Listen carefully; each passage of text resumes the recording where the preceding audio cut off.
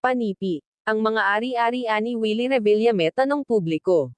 Naghihirap na ba si Willie at bakit ito nagdi-dispose?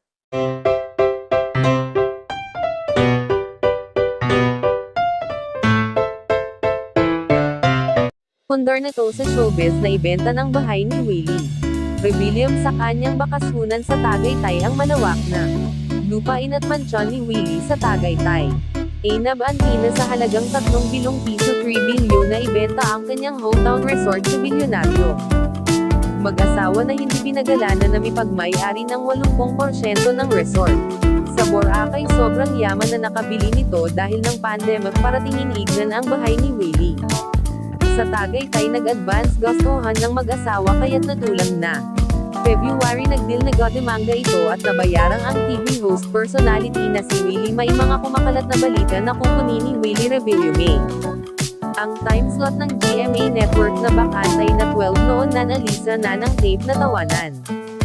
Pinakamasaya na kasalukuyan ng hindi umere ayon pa sa balita kasalukuyang binigyan ang offers ay Willie Revillame ng GMA Network na mag-franchise sa naturang bakanteng slot doing.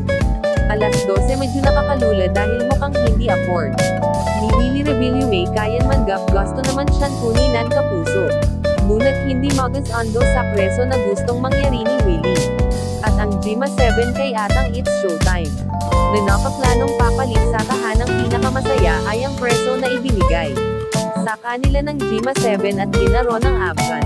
Kaya't anytime ay maglalabas ng official statement ang show at ang network na mapapanood na sa channel 7 ang It's Showtime tuwing alas 12 may mga nagsasabi na nag-dispose na si Willie Revillame ng kanyang investment at tuluyan ang magretiro sa showbiz at mamumuhay na lang ng simple buhay sa kanyang favorite na bakasyonan at bahay sa Puerto Galera. Yun lamang po, ano ang masasabi mo sa balitang ito? Comment mo sa ibaba, huwag kalimutan like, subscribe ito sa aking channel. Maraming salamat po sa panunood.